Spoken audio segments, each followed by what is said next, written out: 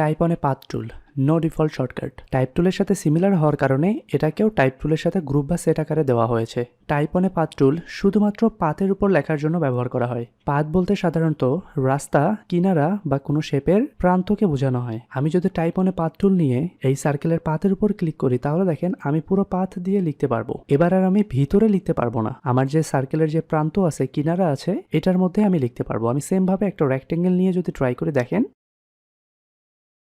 পুরো রেক্ট্যাঙ্গেলের যে বর্ডারটা আছে, প্রান্ত আছে, এটার মধ্যে আমরা লিখতে পারতেছি। এবার আমাদের লেখাটা কিন্তু ভিতরে যায়নি। সো এরিয়া টাইপ টুল দিয়ে কোনো শেপের ভিতরে লিখতে পারবেন, আর type on a path tool দিয়ে কোনো শেপের প্রান্ত দিয়ে আপনি লিখতে পারবেন।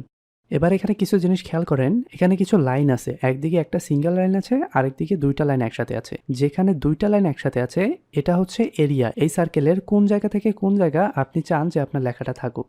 আমি যদি এখানকার একটা ধরে টান দেই, তাহলে দেখেন এটা হচ্ছে স্টার্ট এরিয়া আর এটা হচ্ছে ইন্ড এরিয়া। আমি যা কিছুই লিখি এই শুরু থেকে শেষ এর মাঝেই থাকবে, এর বাইরে যাবে না। যেমন আমি যদি আরো কিছু লেখা অ্যাড করি, তাহলে দেখেন বেস্ট লেখাটা হাইড হয়ে গেছে এবং এখানে লাল সাইনটা আসছে, তার মানে কিছু টেক্সট হাইড অবস্থায় রয়েছে। আমি যদি এই এরিয়াটা বাড়াই, তাহলে দেখেন পুরো টেক্সটটা এখন আমরা দেখতে পাচ্ছি।